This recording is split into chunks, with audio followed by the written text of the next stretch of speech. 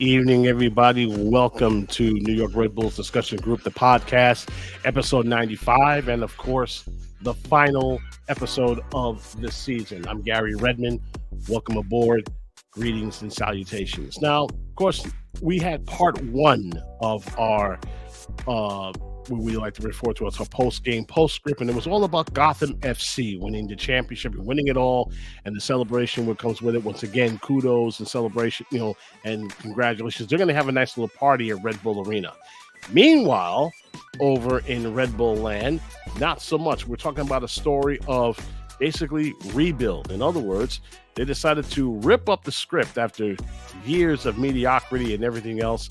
And by the gentleman, simply by the name of this gentleman right here, basically said, "Hey, you know what? We've heard the fans, and we're going to basically make some changes."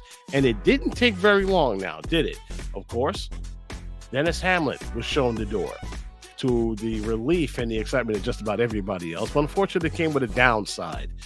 Troy Lesane did not, make it to 2024, despite his, moving his team heroically to make the playoffs for the 14th straight year in a row, only to get knocked out by FC Cincinnati once again. So unfortunately, he was given the pass to the door, and unfortunately, Zach Prince went along with him. So we're going to get a new coach and a new coaching staff. Now, of course, we're going to get an attacking midfielder to the deal. This gentleman you see here in the picture, his name is Emil Forsberg. He's a Sweden, and he's an attacking midfielder. So he's going to be helping out where last time we had someone in that position, his name was Kaku. Remember him? So he's going to be coming in with a 4-year deal. It just hasn't been announced yet, but it will be shortly. There have been some rumors, of course, of Peter Galacci. That's the gentleman that you see in the photo, but there's nothing confirmed or denied. So we don't know yet if this guy's going to be joining us. So that's why I'm going to put his name with a big fat question mark because, well, we just don't know. I've been asking and getting nothing in between. So, of course, lots of things to talk about in our show tonight. Our guests, of course, is naturally Mark Fishkin and, of course, Daniel Feuerstein.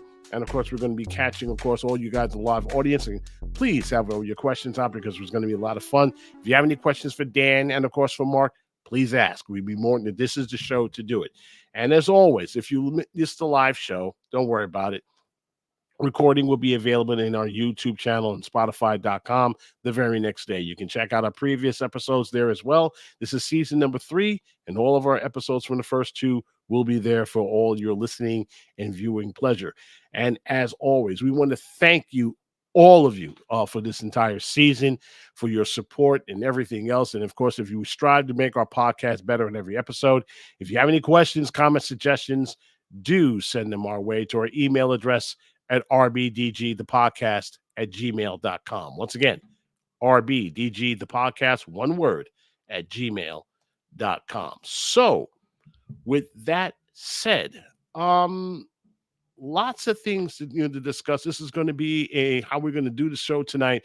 Part 1, we're going to have part A. Of course, we're going to have Mark Coates, and of course, Lanre Badmus is going to interview this gentleman who I think, in a sense, deserves no introduction. After all, this man has done it all. If you ever listened to Feuerstein's Fire, which can be heard on anywhere where you hear a podcast, this gentleman is also, I'm very proud to, as my RBNN partner, and of course, my teammate, the one and only Daniel Feuerstein. Before we get underway, and I'll leave you under the care of both Lanre, and of course, Mark Coates, the changes that we've heard, and it didn't take long, did it? I mean, less than 4 days later, we get hit with this.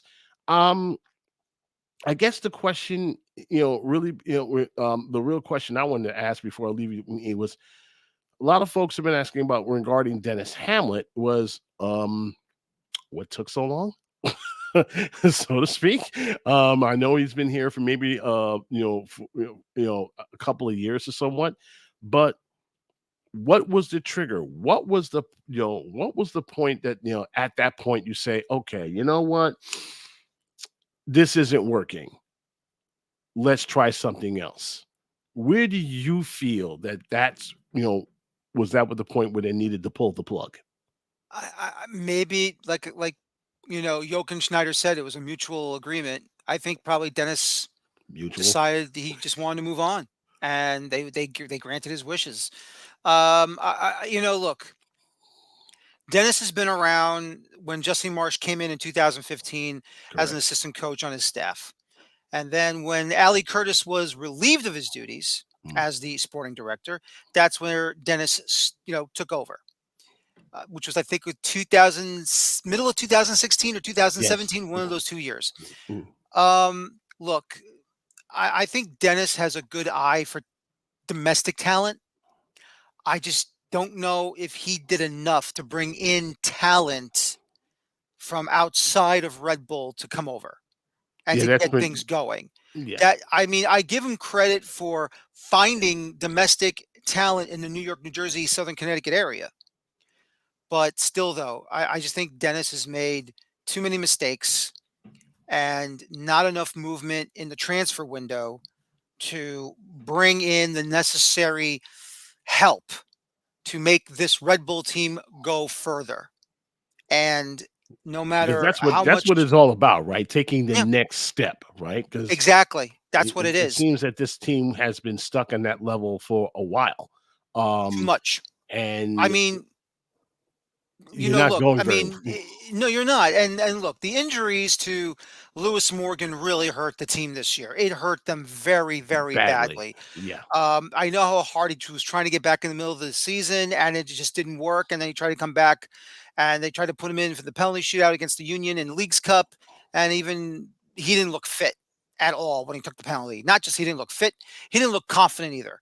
And so that was a mistake I felt that they should not have even attempted. I mean, I know you want to think he can still convert a penalty, which that would be it, but I mean, still though, that was just the wrong thing to do. And I just put him on long-term IR and just, which they did eventually, but still though, that was a big mistake. Um, like I said, with Dennis, I know he tried, but still though, it just wasn't good enough, unfortunately. And they just decided to part ways. On the Well, if you want me to continue on about Troy, nope. personally, That's where Mark and that's when Mark and Lonray come in. I'll on So I'm that. gonna leave. So But I'm gonna leave you like I in said, with their care. Dennis, Yep. I'm yeah, gonna leave you guys but in their care, and I'm gonna there come we in at go. the end. So, All right. gentlemen, it is So, all yours. hey, hey, that's just you. Okay. It's the other way. The other way. So you I guys am. take care of that. Well, We didn't. third time's Yeah. a charm. What are you I know. doing? What? Trying to remove. Hashtag blame Gary. Eh, There we there go. he Oh, is. All right. that's So, Gary out. what's up, Gary's Daniel? trying to erase you, man. What's going on? Oh, this Gary is out. Gary out. That's it. I'm fully welcome, Gary out. welcome. Yeah, Here welcome we to the go. show, Daniel. We're glad to have Thank you you on Welcome very today. on. much. Welcome on. All right. Going So very well, gentlemen. Very well. Let's go we ahead and yeah, let's get this on the way. we were starting. Let's rewind back to preseason. It's our second year with Struber. Um, we know that Morgan's out with the hip injury that he had gotten during the playoffs, so we're shorthanded, and nobody gets signed over the winter, really. And this is the squad, and we go into the spring. We have horrible results, Yep. and then we have that wonderful incident in April. Yep. And I loved your story on it. I wanted to let you know. I thought you had a fabulous take on it.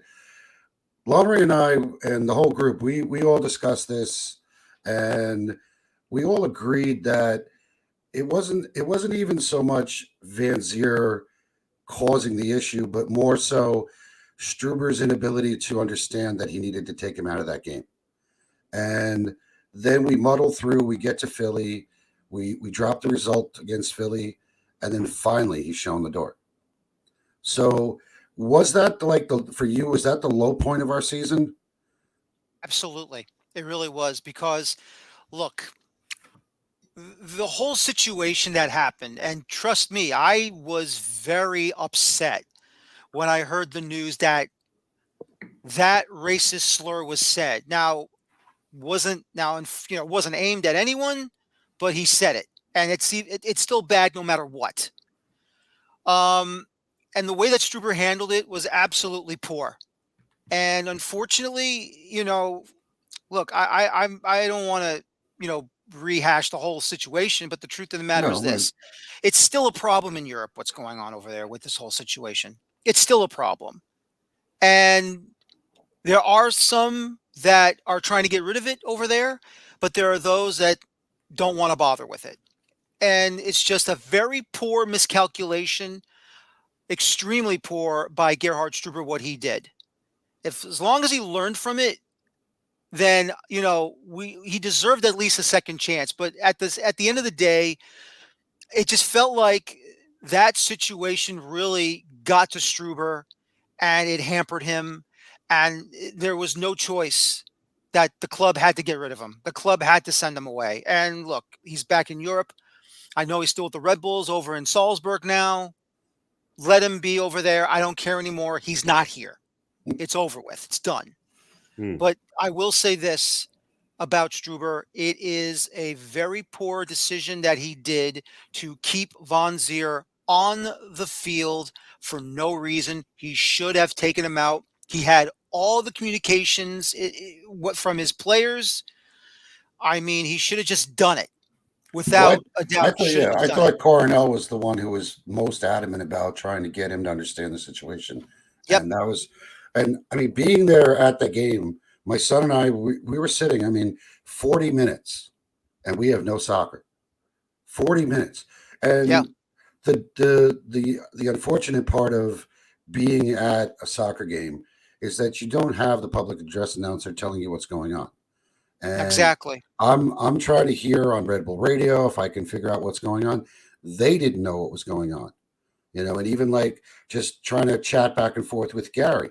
Gary wasn't privy to what was being said.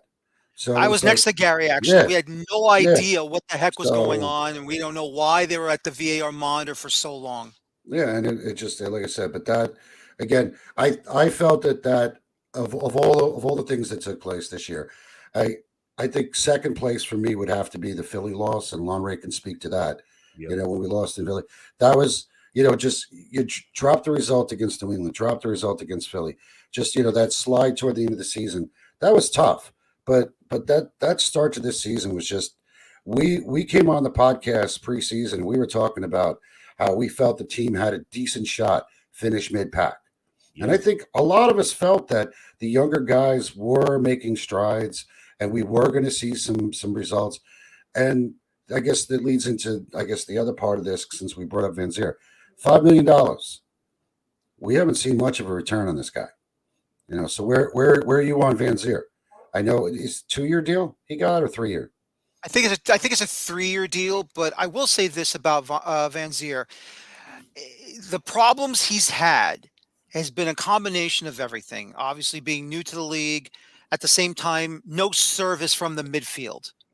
That's been the biggest problem For this 3 years. entire season for the last couple of years. Because, like I've told to Gary, when Lewis Morgan could not play at all this year due to injury, that was the biggest problem that the midfield had. Just no service to the strikers. It didn't matter who it was, to Barlow, to Von Zier, to Manuel, even when Nagoma got a shot here and there. It's just no service whatsoever. It was either coming from John Tolkien, which, look, I'm glad he was able to have a better offensive year than he has in the last previous years he's played, because he's, fullback supposed to be a little bit more dangerous, obviously. But, you're not expecting your fullbacks to give service to the strikers. That's the midfielder's role. That's the attacking midfielder's role. And it just wasn't there at all. Luquinhas had an up and down year, got better as the back end happened, but still, though, it's still not enough. No. So all I can say is that the strikers need to convert the chances, but at the same time, where are they getting the service from? And that's been the big problem, in my opinion. Yeah. Yeah. So Dan, first off, love your work. It's an honor to have you on the podcast and to be interviewing you tonight. All right. Thank you. So like, what are your thoughts on the turnaround with Troy in charge? Do you think he deserved maybe a full season at the helm, or do you think it was the right choice, to move on? Personally, I felt he deserved another year. I thought that all the hard work that Troy did taking over for Gerhard in the Open Cup match against DC United at Montclair, I thought he absolutely deserved an opportunity to at least get 2024. But look, there was a feeling in the back of my head that the club wanted to probably go a different direction. But Yeah. in my heart, I felt Troy deserved that. Agreed. I enjoyed his passion for the game. I enjoyed his presence in the technical area. I really thought he did an amazing job getting his players to believe in the club and to believe in themselves and to believe in Yes. him. Yes. They believed in Troy. Troy Lesane, I mean, the only time I've seen him as a head coach, uh, a couple of matches at New Mexico United through the USL streaming on ESPN Plus, Open Cup matches I've seen with New Mexico United. Troy Lesane does that job. He can do that job without a doubt.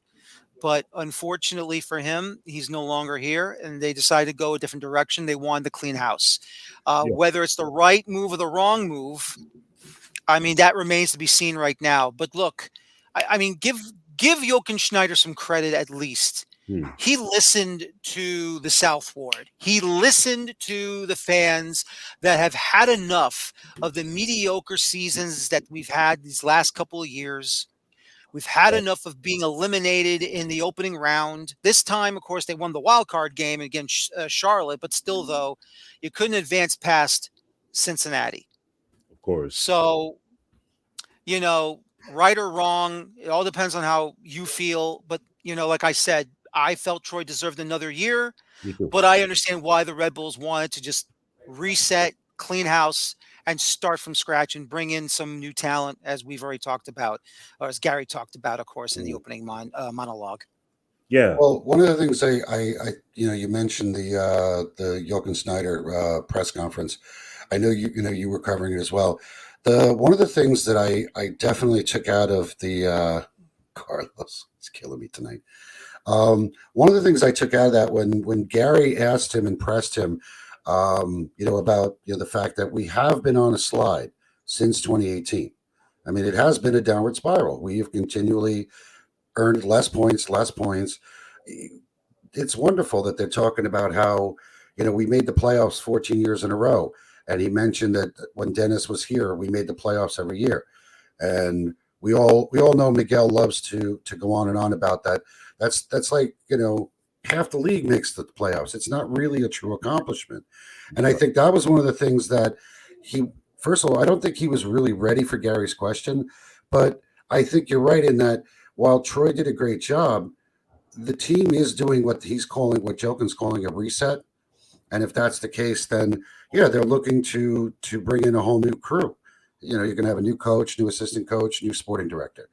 The question now is we hear that we're going to be signing Forsberg, from Leipzig.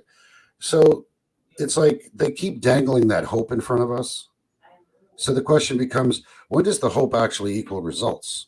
Because we've seen some of these guys, and we were talking, pre-show.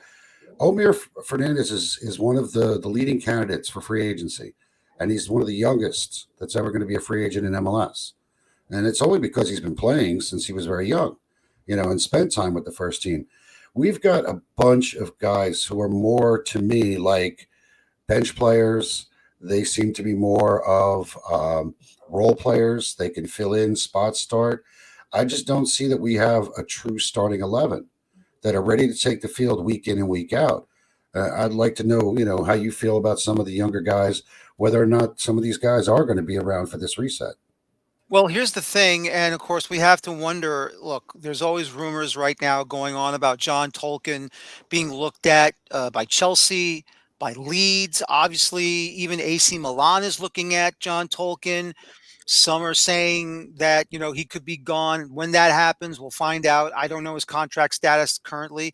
I also feel that Omir Fernandez is a very important cog on this Red Bull team because while look, as great talents as this club has produced locally and have been giving them a great opportunity to be a part of the first team, The question has always been, who you bringing in to help enhance that talent? I mean, I don't want to go and, apples and oranges. Like, look at the Yankees. Like, the great talents they brought in through their minor league system, like Jeter and Posada and Mariano Rivera and Pettit, and they meshed them in with like Paul O'Neill and Joe Girardi and, and so on and so on. Is like, this is what you want to make this reset happen.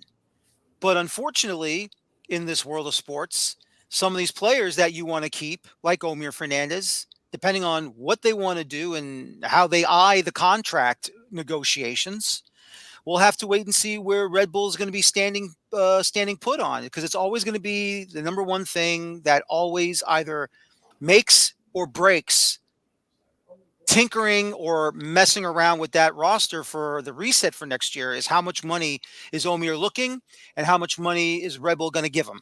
That's the big question mark. So, but myself personally, I think Omar should be a part of this reset, and I think he should remain. Okay, so there were a lot of questionable decisions this year, such as letting Christian Castros go to Toulouse for maybe like about $1 million when you think you could have gotten more for him. But do you think that what do you think was the most questionable decision made by Troy, like in his in-game management this season, that maybe might have been part of a reason why he's not here next year? Because he's a great guy, but Oh, he's fabulous. Listen, I'll admit there were a few games here and there I felt his substitutions were a bit lacking. yep, And once again, look, it's not his fault. Look, this is the roster he had to work with. This is the roster Struber had to work with. This was the roster that he was given by Dennis Hamlet, who's no longer with the club now because he parted Thank God. ways. thank Uh, yep. All I can say is that, at times I thought Troy should have made some either substitutions a little more earlier or directly at halftime. Even in the playoff match against Cincinnati in the second game, his lack of substitutions really hurt him, because he really should have made some subs just to bolster the attack. And probably they would have won it without going into the penalty kick shootout. Yeah. But other than that, I just think outside of the substitution situation, he's been fine. Other than that, he's been fine to me. I don't think he really had any other issues other than substitution patterns. Other than that, that's it. Yeah. Agreed. One of the things we had discussed when it first came out was the Leagues Cup, and obviously our participation in it. I think a lot of people were looking at it as kind of like, oh gee, what's this? Everybody just didn't jump on board right away. It seemed like a lot of people were put off by the idea of having another tournament. We were already in the Open Cup. Now, we have CONCACAF. Now we have this Leagues Cup. And yet we did get some decent attendance numbers for these games. I mean, they were better than even the Open Cup games. And obviously we won, in the group play, and we moved on. And it seemed like at least there was some interest from the fans. I didn't know how you got from, let's say, from the players, what their take was on it, or what your feeling was, going into this. Does this become, maybe more than the Open Cup, or somewhere equal, somewhere in between? Well, personally, my opinion, get rid of it. I'm sorry, get rid of it, because this is adding on to fixture congestion for no reason whatsoever. Because, my feeling is that Don Garber, as great of a job he's done as commissioner of Major League Soccer, he's trying to act as the league, the U.S. Soccer Federation, and CONCACAF all into one. That's not his job. His job is just to worry about league matters, period. Let CONCACAF worry about MLS versus Liga MX in the Champions Cup. That's their job. Leave it alone. because it's just adding too much fixture congestion. You've paused the league season, not just for us, but for the Mexican teams as well. I just think it's a waste of time. Now, don't get me wrong, Messi comes in and it was nice he went to the final, but still though, all these teams are not going to play after group stage. All these teams are going to get eliminated early, and then what? They have 2 weeks of rustiness. I mean, it's just ridiculous. And just for CONCACAF to add more spots to the Champions Cup for the champion goes to the round of 16, runners up and the third place winners go to the first round of the Champions Cup, and it's just a waste of time. But look, I'm glad that the players at least competed well in it. I'm glad they competed in it. But at the same time, it's a waste. It's just an interference that should never have happened in the first place. Okay, I'm coming in basically we're almost at the end of our little segment here, but we do have, but we do have one question coming in from Tom Potvin. He's right now listening out, and he wants to know if Dennis Hamlet was handcuffed by Red Bull Global at all. I personally have not heard that. He may have been, but I don't know, so I'm not going to go along with it. But you never know. There's a possibility that Red Bull Global may have handcuffed him, but like I said, I have no knowledge. So I will say at the moment, it's probably a no. Okay. Another question coming in from our good friend Vincent Escobar. I'm going to phrase this more of a question rather than a comment. Do you feel that they should give Van Zier another year and see how he does with Forsberg up in the middle of the park and a very healthy Morgan for a full season? Yes, because if you're bringing in a talent like Emil Forsberg to be in the midfield and to be paired up with Lewis Morgan, and hopefully, God willing, he's 100% healthy and 100% fit and ready to go for 2024. Yes, because once again, we need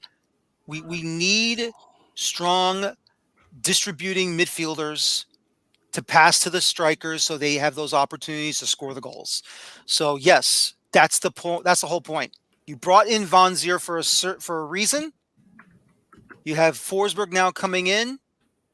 You're going to have Lewis Morgan back healthy for 2024. Not only will it help Van Zier, it'll help out Barlow, it'll help out Manuel. It'll help out all the strikers that you need, whoever gets their name called in, starting or coming on from the substitutes bench to get the service that they need to be dangerous and lethal. That's the most important thing. All right, we're going to call time at that point. Okay, we'll see you a little later, Daniel. I'm going to put you in the green room. As for everybody else, we are going to go with part 2, and that part 2 is going to be with Mark Fishkin.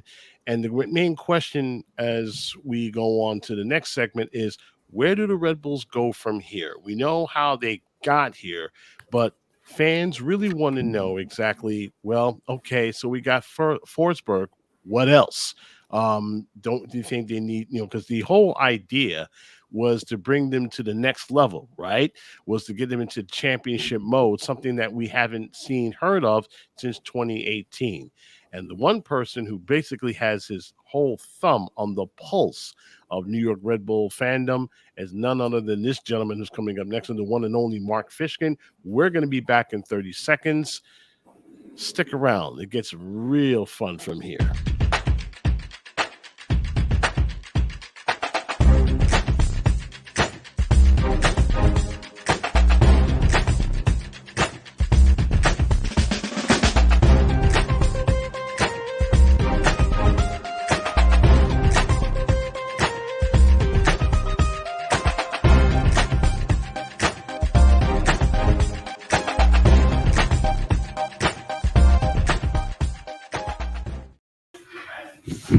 And girls, of course, naturally, and the man in the lower right is none other than Mark Fishkin. He is the he is the one who's running Seeing Red, the New York Soccer Roundup, wherever you get your podcast. Gentlemen, I'm going to leave it to the hands of Carlos Cano and Miguel Nunez. Gentlemen, He's all. Awesome, Mark. Thanks so much for joining us, and always a pleasure to follow you throughout the season on X and listening to the podcast and whatnot. So thank you all for being here tonight. Thanks for having me. It's great to be here. Always a pleasure. My first question is, as we look at the future of the club and next season and beyond. So I guess my very practical question, I think it's a question that a lot of folks in the group have, is, we're hearing the rumors, right, of who may be coming and things like that. But to me, it seems like we have to make this decision about sporting director, head coach. And one of the things that I've always found fascinating about sports in general is the conversation about, I guess it's the equivalent of which came first, the chicken or the egg, right? So who do you hire first? Do you hire a coach first and then the sporting director? Do you do the sporting director first, who can then hire the head coach?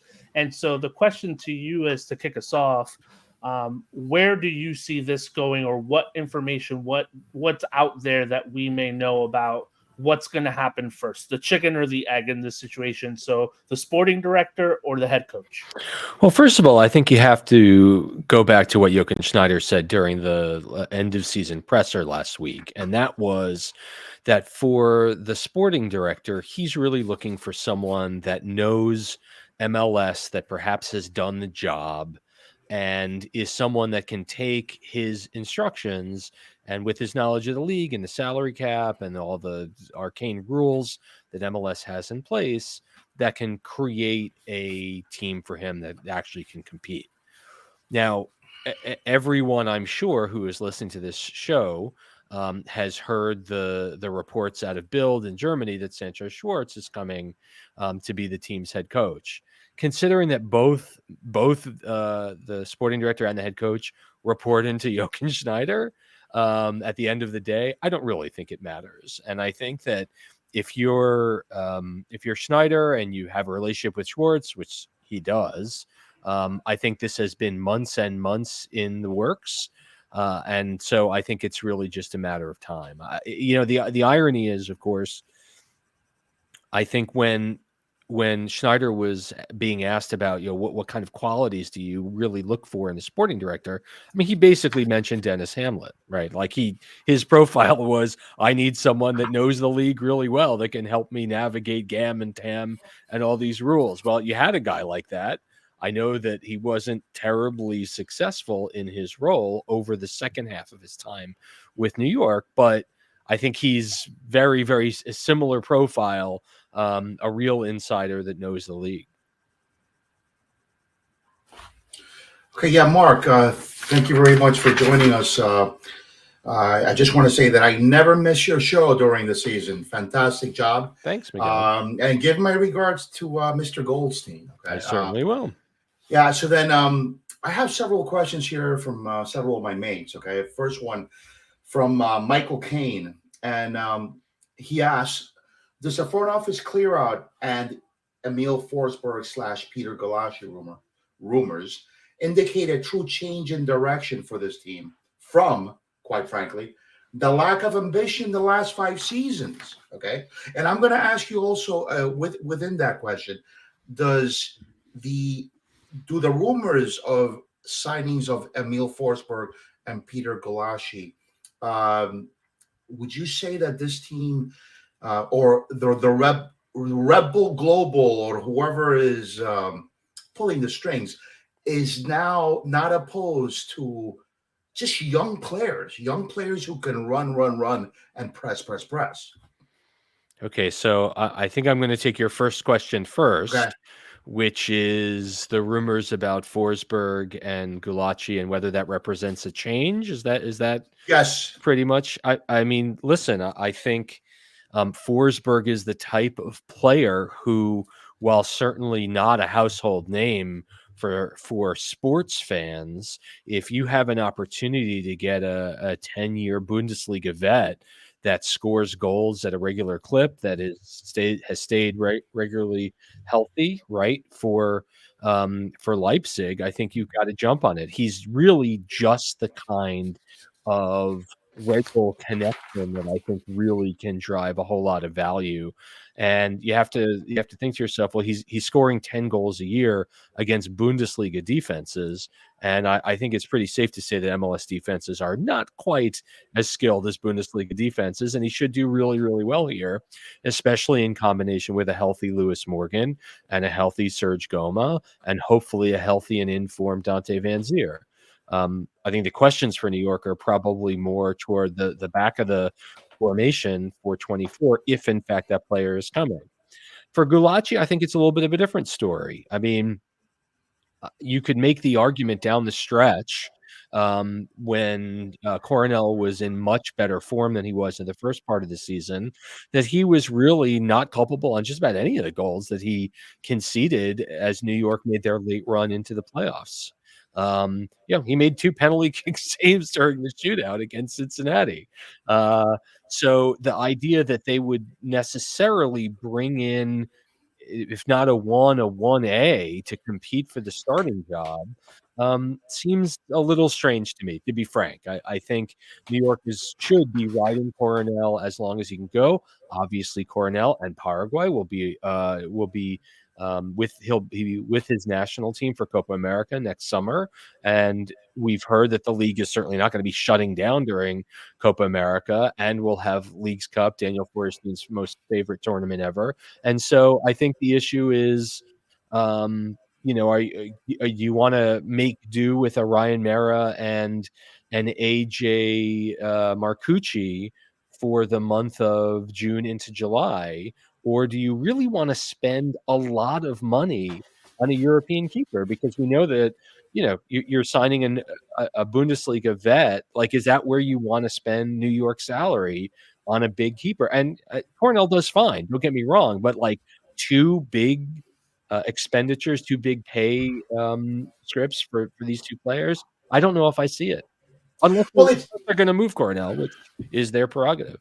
Well, yeah, it would seem odd to me that they would be in the running to get Gulashi and keep Coronel at the same time. I would imagine that if they brought him in, Coronel would be moved on. Another question from Michael Kane. Let me ask you, what was the straw that broke the camel's back for them to clean house? Are they truly noticing the fans' groans? Has attendance and a drop in season tickets, is that enough? Or did the messy circus cause this? Okay. So the question is, why the change now? Is that Yes, right? Well, that's I think exactly right. Yeah.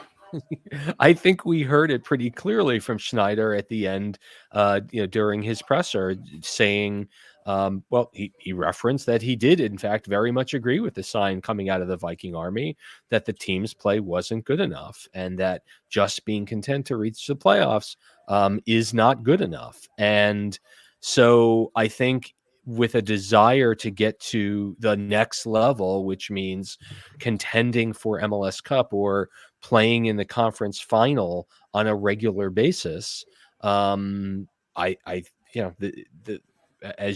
know Miguel, as you've been here since day one as well as I have, is the notion that this team has not been able to get through 2 or 3 rounds of playoffs over 14 years makes you want to punch yourself in the face. So the irony is, of course, that New York's great teams in the Shield era were amazing, fantastic regular season teams, and then gacked it in knockout tournaments, which has really been the way this team has gone. In fact, this year they exited every single knockout tournament they played in via penalty kick shootout, which is hard to do. So I'm sorry, Miguel, what was the second half of the question?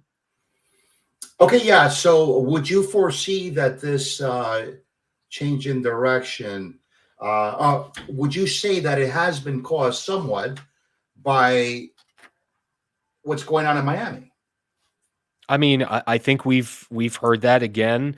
We are Okay. fortunate enough to get Schneider on Seeing Red this year, and he did mention to us that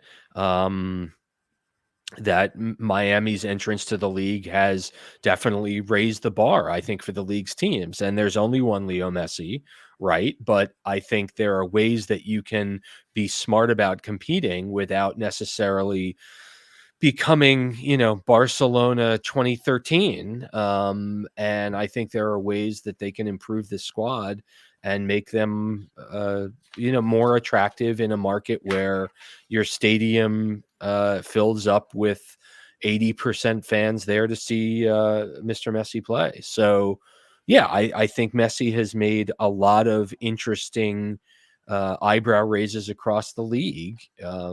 And I think the Red Bull fans will actually benefit from that.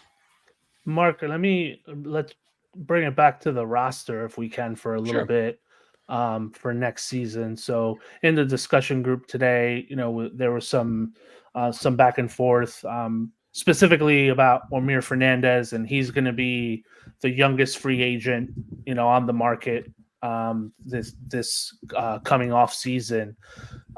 So let's talk about not only him, but in terms of what do you foresee as places where the team is going to look to either fill in gaps or develop some depth or a combination of both, really? Because to me, one of the biggest things that was lacking this season, I think we can all agree, is the lack of depth, right? So it was, in many cases, someone comes off and you're wondering, wow, is whoever's coming on really going to hack it?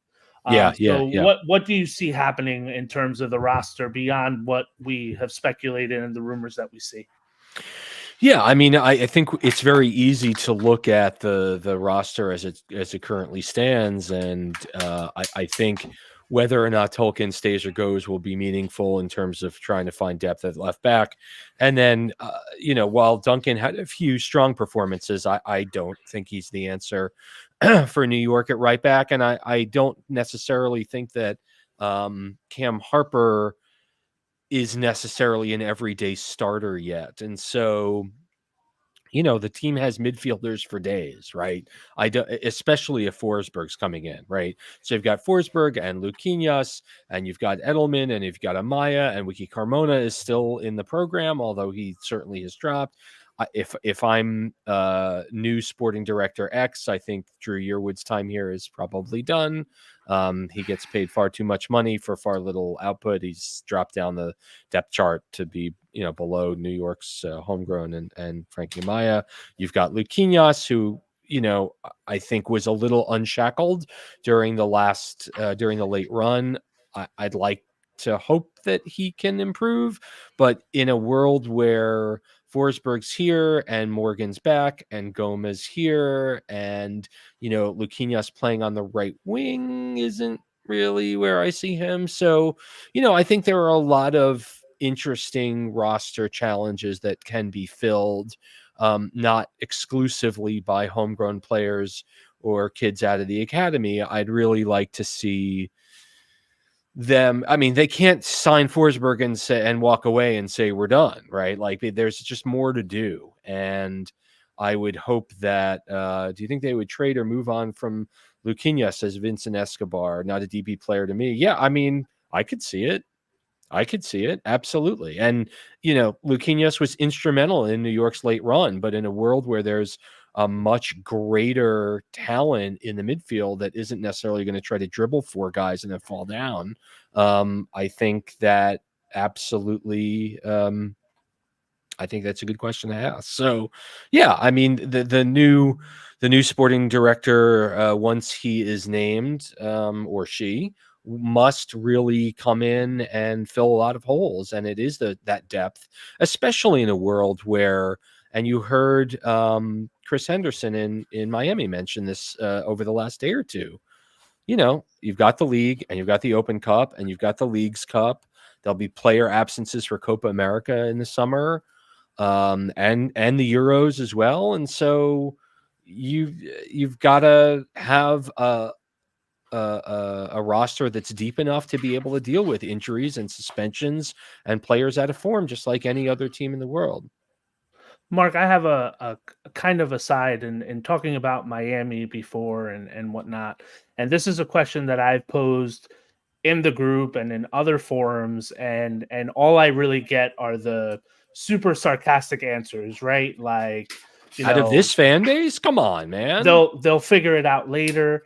Can you explain to me how Miami is doing what it's doing from a financial standpoint in terms of, they brought in Messi, and then it was Busquets, and then it was Alba, and now it's Suarez. And for all we how know, are they doing this? How is that? How does that work on paper without someone at some point Running saying, "Okay, afoul you're of the violating the rules. financial rules"? Right. Well, you're talking about in Jorge Mas and David Beckham, two guys that are willing to lose tens of millions of dollars a year on their team in order to get to where they want to go.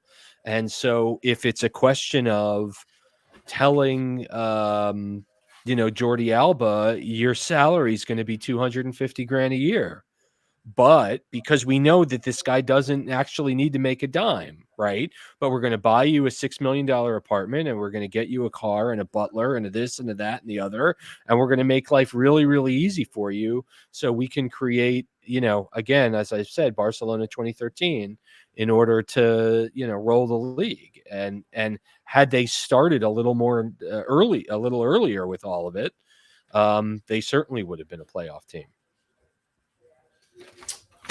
Yeah, Mark, I have another question from Matt Conroy, who you might know. With the possible, Yes, I know ex- Matt. I know yeah. Matt Miguel. Thank you. With the possible exception of John Tolkien, it seems as though over the last few years, the pipeline of talent from the youth team has dried up. How much has that influenced the front office change in tactics of signing players? Yeah, so that's not the case because Okay. as we know, the team signed Aiden Stokes to a 2-team contract, and they signed Julian Hall to a first-team contract. And so I'm going to gently, respectfully tell Matt that I don't agree with him on that point. And I think that signing academy kids is always going to be where it's at. I mean, look at the team this year, right? Tolkien crushing it. Edelman stepped up to be a starter. Omir Fernandez was the leading goal scorer out of every player across all competitions this year. So that's pretty good, right? And any team anywhere in the world to have 3 of your starting 11 on a regular basis be homegrowns is pretty good, frankly. So I don't have an issue with that. And, the team is going to break ground on their new training complex, hopefully next month, and with a mid-2025 opening date. It's going to continue to change the entire equation for this team in the market. They're going to be able to have the entire academy present, literally living their entire life next to the first and second teams. They want those programs to be able to mix. So you've got young players, sitting down next to first team starters to really kind of knit everything even further together. And it will allow them to breathe a little bit, because the training facility on Melanie Lane in Whippany is tight. It's tight right now.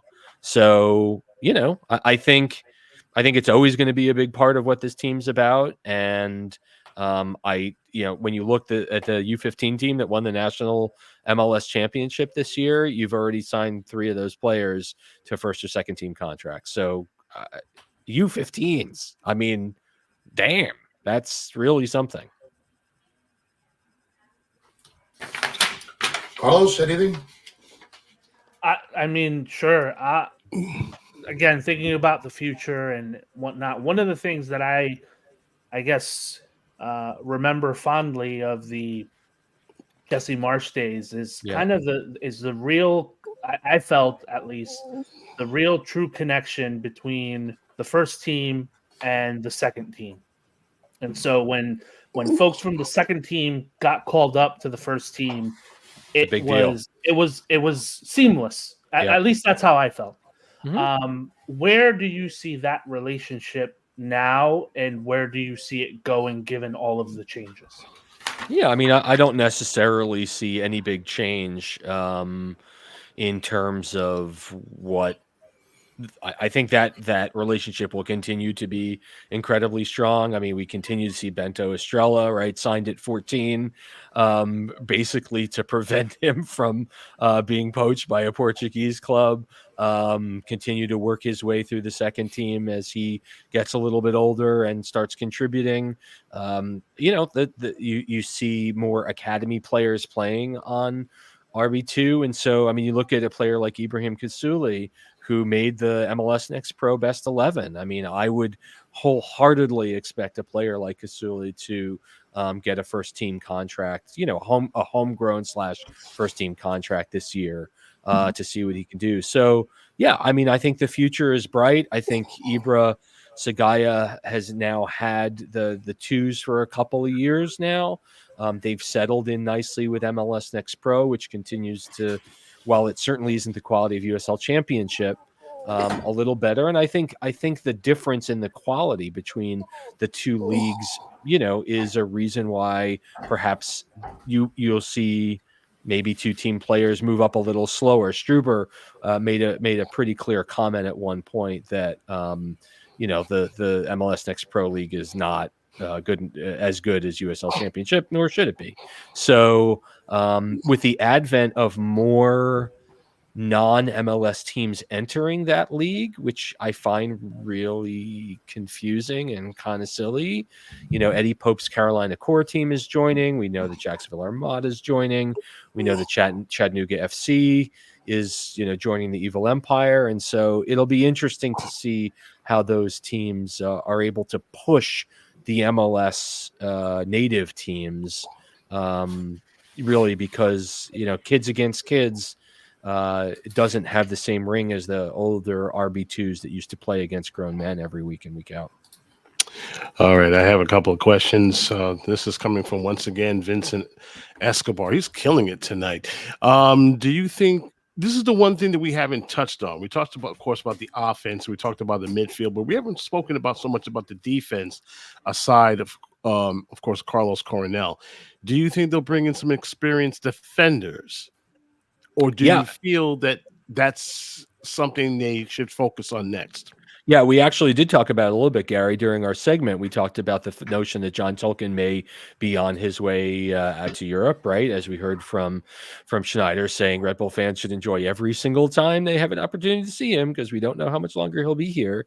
And, my personal opinion is that, Kyle Duncan is not going to improve any. He is what he is, and he can get into the attack, and that's great, but he's so deficient in the back. And you can pin the regular season loss against Cincinnati on him by taking out a Cincinnati player, causing that late penalty kick to even the game, and then everything just went to crap. So I think we're somewhat solid in the center. I still am not 100% sold on Hassan Dam as a CB3. I think he's a CB4, and I think you want to get one more healthy body behind Reyes and Sean Nealis.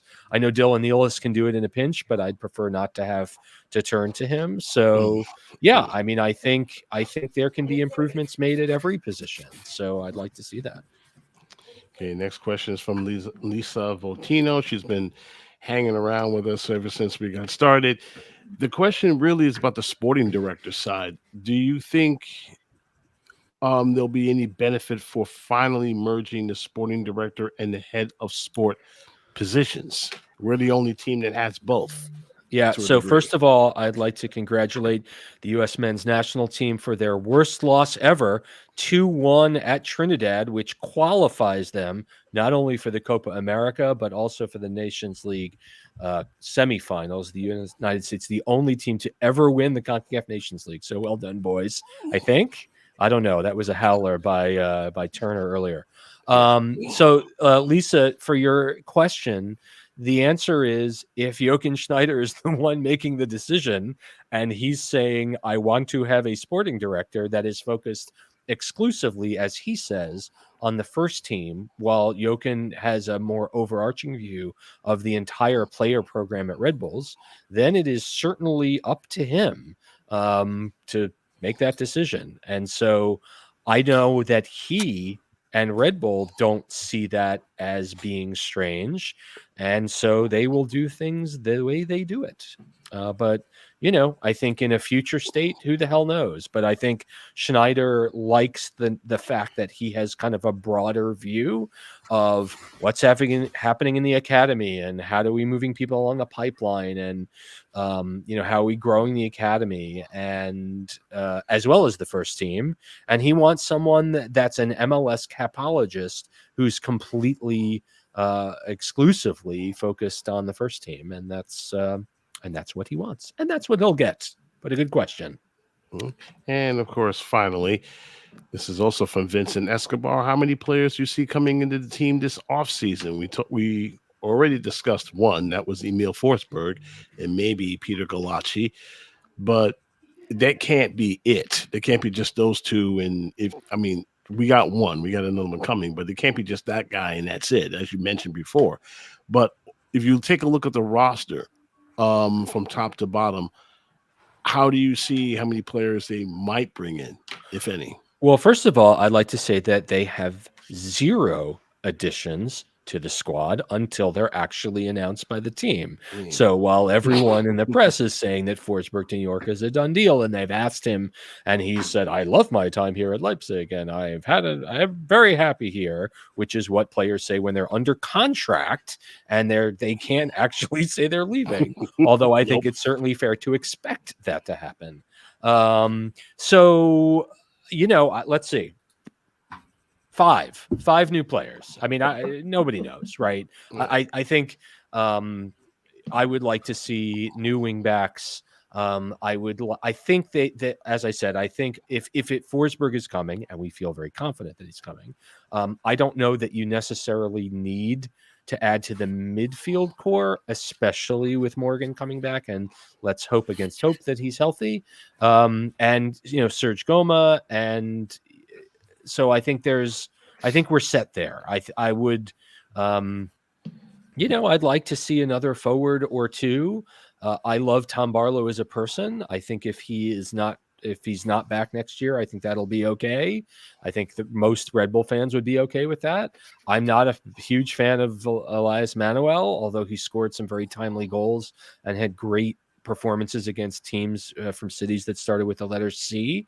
I don't think that he is necessarily an MLS quality kid, although he is still, he's 21 years old. He can improve, and I'd like to see an in-form Lisa Van Zier come back and really show up, and having a player like Forsberg feeding him hopefully will make everyone forget about his horrific 2023. All right. Miguel, Carlos, thank you so much, gentlemen. We'll talk to you in a bit. I'm going to put you guys in the green room. We're going to bring back Daniel Feuerstein, and we're going to ask one last question before we send you guys on your way. Of course, and get ready to enjoy Thanksgiving with you and your families. The question I have, based on 2018 was a watershed moment for the New York Red Bulls. They have slipped a little bit since then.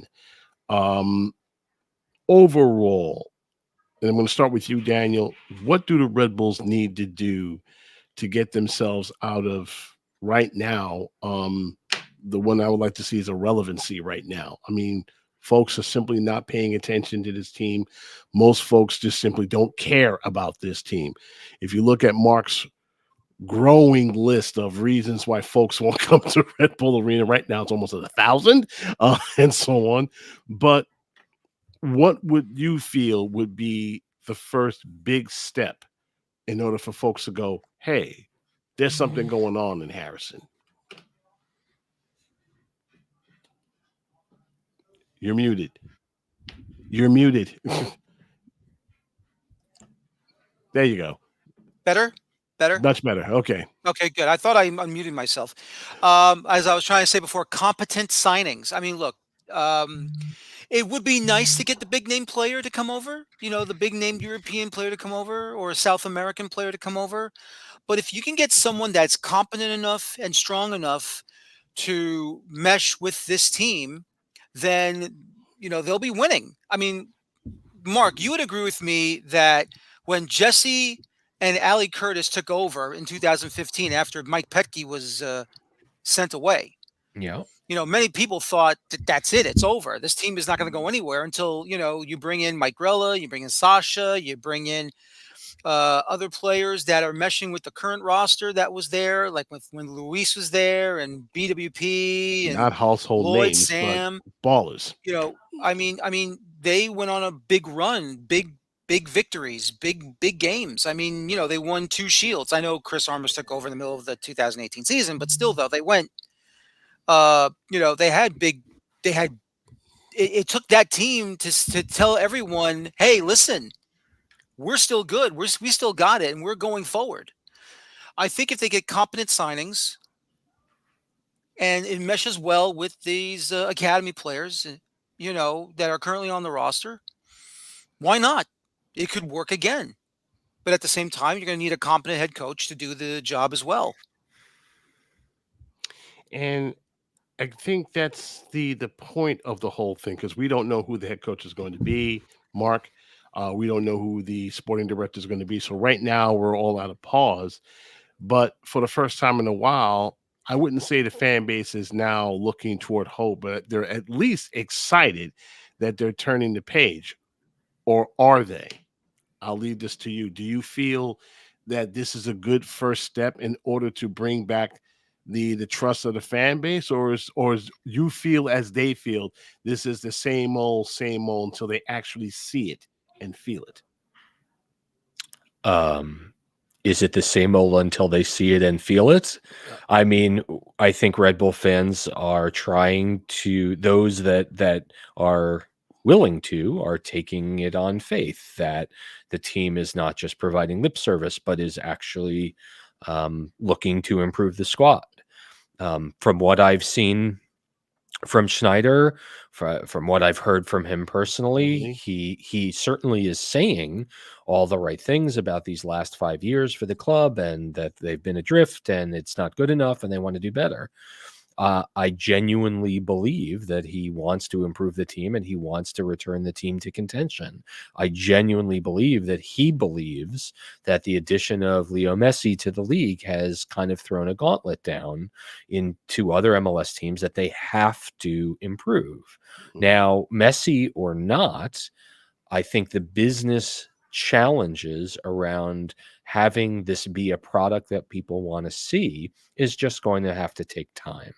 And I don't think that Emil Forsberg is, as I said during the segment earlier, is a name that people are going to go, wow, the Red Bulls got Emil Forsberg. Are you aware of a 32-year-old Swedish international midfielder that's played for 10 years in the Bundesliga? The average fan will not know that. But I think more knowledgeable fans will say, well, that is, I mean, he will certainly be, even at age 32, who was the same age as Thierry Henry when he came to the Red Bulls, that here's a guy that still has something in the tank, and he will instantly be the most skilled player on the squad upon his arrival, should he arrive. And so, I think if Schneider says, I have now done what I've set out to do, and here is Emil Forsberg, and now we're done, I think Red Bull fans will, smirk and scowl. Right. I think the notion of Sancho Schwartz being the rumored coach, I think, has upset a whole lot of people because the guy just hasn't won a lot of games. And when you consider, if you dig a layer deeper to looking at his record, you can look and see that he was given some pretty horrendous squads to work with at Mainz and got relegated out of the Bundesliga with them. So, and, I think it's okay to recognize that Jesse Marsch had a losing record on his arrival at Red Bulls. And so, they're saying some good things. They know they have to do more. They know that the trust has to be earned. I mean, they're not stupid. They understand. I mean, they can look around and see that the interest in the team has been kind of meh. Now, that said, there were some crowds late in the season, in the season-ending match against Toronto, and in the Charlotte match a few nights later, the playoff game, they were larger crowds there than I thought they were going to be. And part of that, from the regular season standpoint, may have been a messy ticket bundle. I'm not 100% sure, but it was fan appreciation night, and they beat the Bushes, and they got folks out to the arena. So in our interview with Marc de Grand Pré earlier in the year, and I know I'm a little long-winded here, so excuse me, but he did say that attendance was up this year. Now that doesn't mean butts and seats. It never does. It means, tickets sold were greater this year than the year before. And for long-time fans of the league and watchers of the team, as I know that the three of us are, it was kind of like, really? Yeah, exactly. Because most of us was diplomatic about it, I guess. I certainly held my tongue more than once. Like, not when I'm sitting in the press box, I'm seeing empty seats left and right of me. But we know that it's going to take a while, especially now that they've, I guess, seen the light. But we shall see between now and, say, January a little bit, when we'll find out exactly how much if they've seen the light and where they go from here. Gentlemen, it is indeed an honor and a privilege to have you both on. Love to your families. Happy holidays to you both. Mark Fishkin can be found on just about every podcast you can think of, as Seeing Red, the New York Soccer Roundup. Same, of course, with Daniel Feuerstein with Feuerstein's Fire, and he does bring it every Monday to for just about everything in the world of sports, and that includes soccer. Gentlemen, thank you both. And good night and be well. And let me bring, of course, my teammates one last time.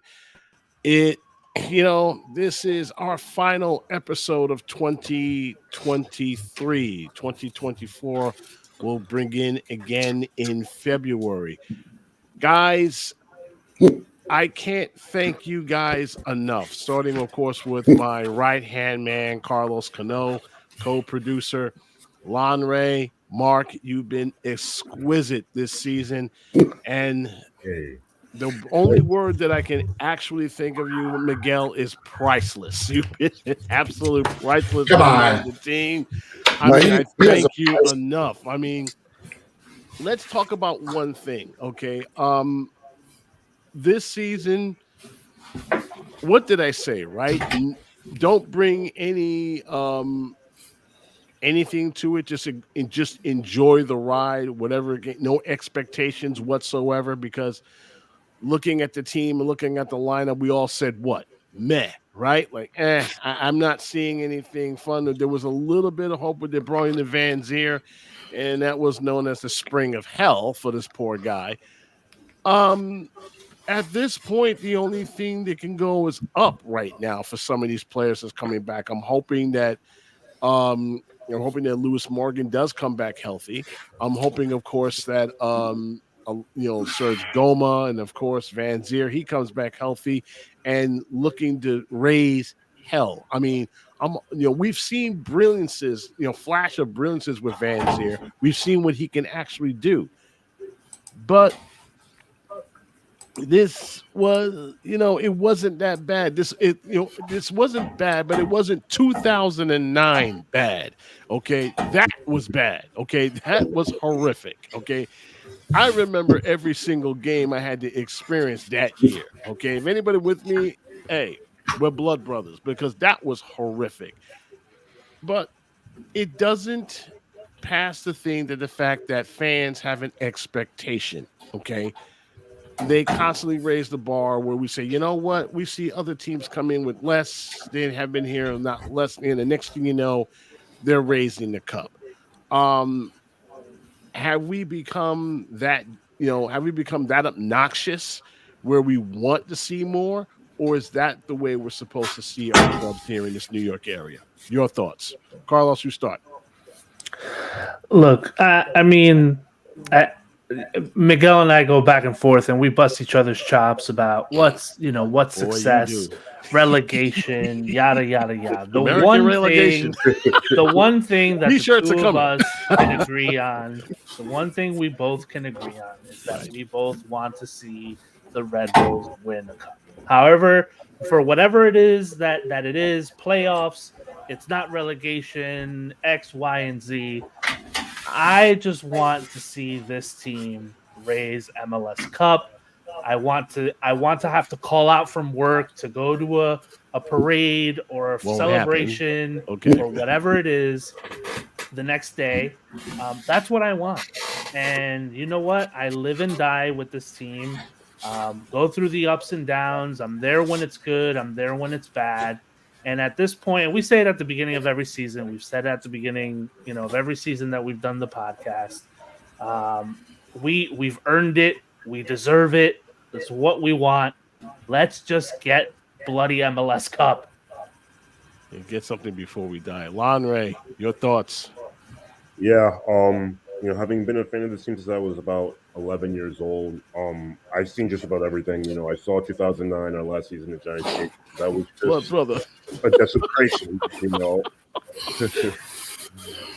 But since then, we've seen this team, finish first in the East several times. We've seen this team win multiple supporter shields. We've seen this team make multiple Eastern Conference Finals appearances, but never actually winning the conference final, and obviously never winning MLS Cup. Now, recently in the last several years, getting bounced out in the first round each year, which is just gotten old.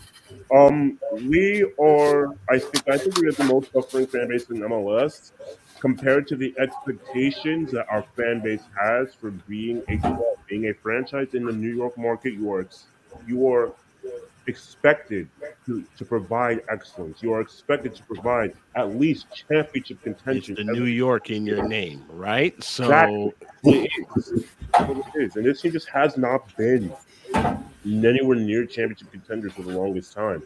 I do think that, honestly, with Dennis Hamlet going, thank God. I think that is a very encouraging sign. And I think the signing of Emil Forsberg is a very encouraging sign. That at least next season we may get hopefully closer to MLS Cup contention. But now's the time to really just deliver. We've seen, I don't know how many different expansion clubs win cups before us. Some have won multiple before we finally got on the board. I've won a cup. Mark, you and I have said this for probably the longest of times, right? It seems that championship glory seems to elude us. I mean, hey, even Red Bull 2 got themselves a trophy. I mean, hey, I was there when I saw it. But in your view, because we've seen a lot of the games, what's it going to take for them to, do you see that the team is finally seeing the light, or you're more of a wait and see mode? Well, I posted a discussion that said something about the season ticket holders that bailed and stuff. Yeah, I didn't bail, and I kept my tickets. I'm going next year. But hell or high water, my team. And was it acceptable? No. Did the Viking Army did it right on that? Yes, not good enough. We have talked about how the quality of the team, the quality of what we see on the field has completely dropped. your audio is dropping. I don't know why, but There you go. There you go. Right. But like I said, but that's part of the problem is that we're all looking at this and saying, okay, why? Well, look at who started at striker this year. Right? We had Tom Barlow started. And I love the guy. Everybody's a good guy, but he is not a starting striker. He just isn't. He's not MLS quality or MLS level. We took some baby steps. We all thought at the beginning, I think we covered it with Daniel. There was some hope that we would be a mid-pack team. We didn't think we were going to be breaking into the playoffs on decision day. Yeah, but sneaking in at the last minute ain't the basically, move. like, if Tolkien had been 2 inches wider on that shot, we would have been going home. Yeah. And when it's that close, He was versus Cincinnati, same shot, but a foot wider. Yeah, I mean, you think about that for a second. and if he had gotten that one in, we would have moved on. So you win by a couple inches, you lose by a couple inches. But I guess we all talked about, when Mark Stern made the statement, oh, there's going to be changes, there's going to be changes. But they've started. The ball is rolling. Dennis Hamlin has been crushed and thrown out like yesterday's garbage. And we're all thrilled to death to see that man walk out. Now, who they get in is going to be a different story, but that's where we're at. Now we're sort of back to hope again. We're hoping to get a good thing. We're Hope is hoping. a funny word, Miguel. Yeah. Hope is a funny word around these days. Yeah. You and I have been hoping since day one. Okay. Yeah. What was that old that say? Just give me a cup before I die. Okay. It's getting ridiculous. Oh, please. Yeah. Yeah, please. Gary, I gotta say that hope springs eternal, Gary. Okay. Now I was looking at the chat there, and then Carlos mentioned that he was all of 10 years old when he became a fan in 1996 when they started playing. I was there. I was there in 1996. I was 28 years old in 1996 What? I was 28 years old in 1996 Six. when my beloved franchise started play. Okay.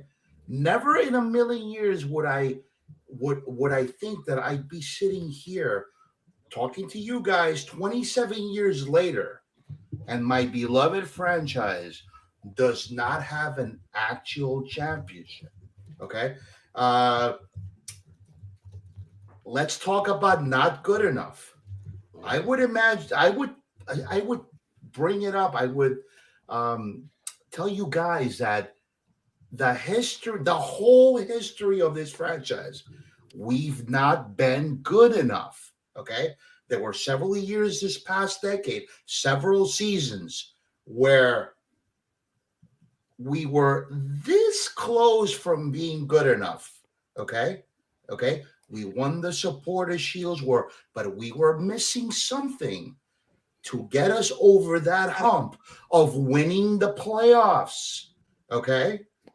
Okay. The Supporter Shield does not count as an actual championship. Let me bring that up again.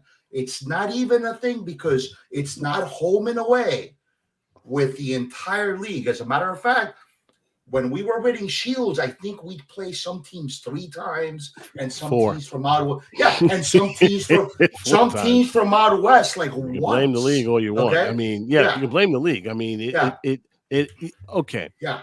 But do Gary, I think the Supporter Shield's harder to win? Yeah. Because you got to beat everybody in the damn league to get it. But you don't have to beat everybody in the damn league. Now, some teams you don't see, okay, because of the massive amount of MLS teams now.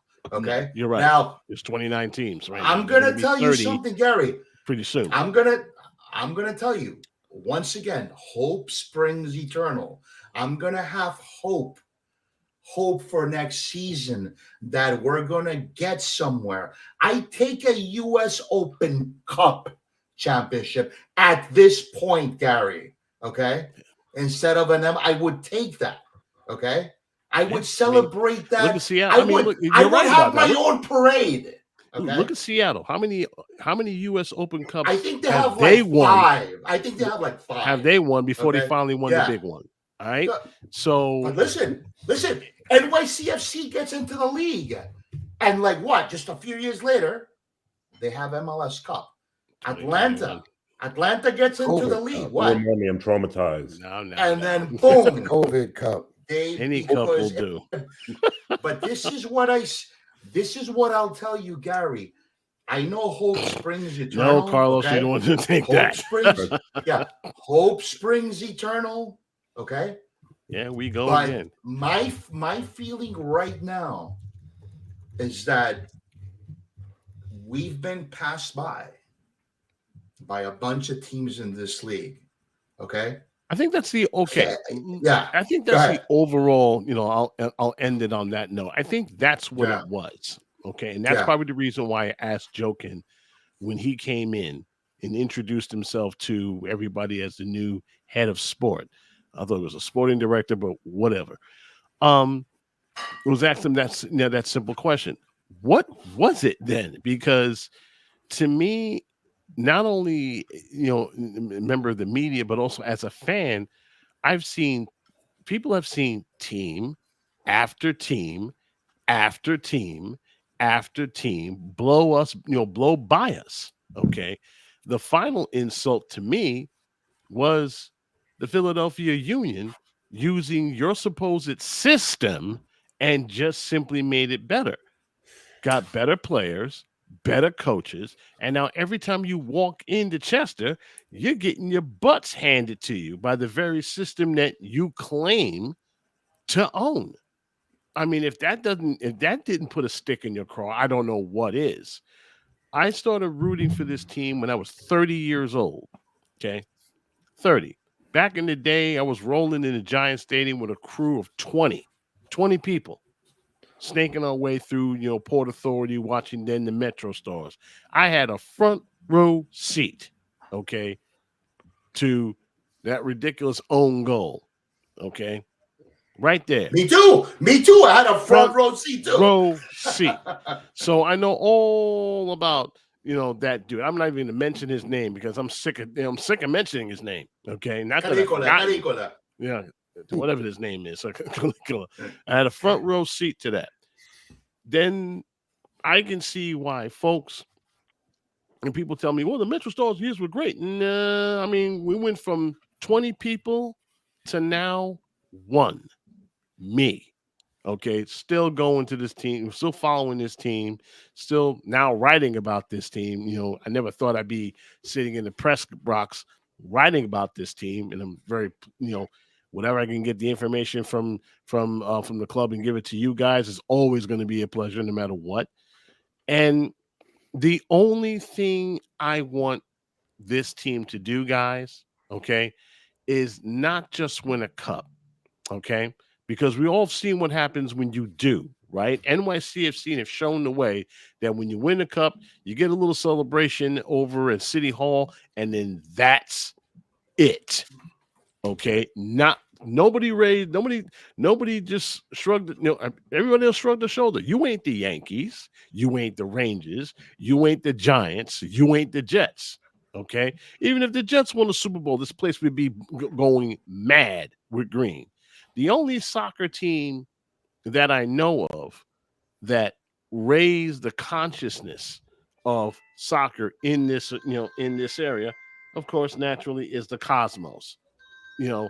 And we ain't it. Okay, neither team is it. They were a championship club. All I want Red Bull to do is just roll and ball, okay, just like in 2018, and be sustainable about it. If they can do that, guys, the fans will come. And I'm not talking about the diehards. They're always going to be there, but the fans will come. They'll show up because they want to know what's going on. So you're right about that, Mark. If they can make competent signings, if they can put together, as I always say, right, guys, a deep and strong team from bench to pitch. And I think we do have a good bench because, hey, we annoyed FC Cincinnati with just our bench. A couple of spot guys that was, healthy enough to keep balling. And then there was everybody else. We're well past the days where MLS squads were only known for a couple of big names, a Kamehamehas, and kids. We can't do that. That's over with. We can't do that. We need to do what Philly did. We need to do what LAFC did. We need to do what every other club that passed us by, and that is to step up. And not just on the field, but off the field, they've been doing some great stuff. If they can able to have 1 year where they can say, you know what, this is it. This is where we decided to be a big club and mean it. It's got to be next year. Otherwise, it's the same old, same old. And even though it's the same old, ladies and gentlemen, know this, that myself Carlos, Lanre, Mark, and of course Miguel will be here, and we will chronicle the story that is the New York Red Bulls. And from the bottom of all of our hearts to all of you, especially here tonight in the live audience, thank you very much. I can't express our thanks to all of you this season. We will return in February. So until then, ladies and gentlemen, for the gentleman that I just mentioned, and to all of you, thank you guys so much for being with us in here. We'd like to thank Mark Fishkin and, of course, Daniel Feuerstein. They'll be around next year as well. But for us, we are signing off for the last time in 2023. We will see you all in February. The gentleman will return. Until then, thanks for being with us. Thanks for supporting us. Thanks for pushing us to be better. And we will be next year. Remember, this podcast, once upon a time, started out on a promise. And we all hope that that promise at least has been made. And Till up the then. Arsenal, okay? Yeah, of course you had to get that in, didn't you? Chelsea, man. Okay. Come on. I'm glad you know what I'm glad he didn't say? Miami. Good night, folks. We're all very glad about that. Listen, he says Miami.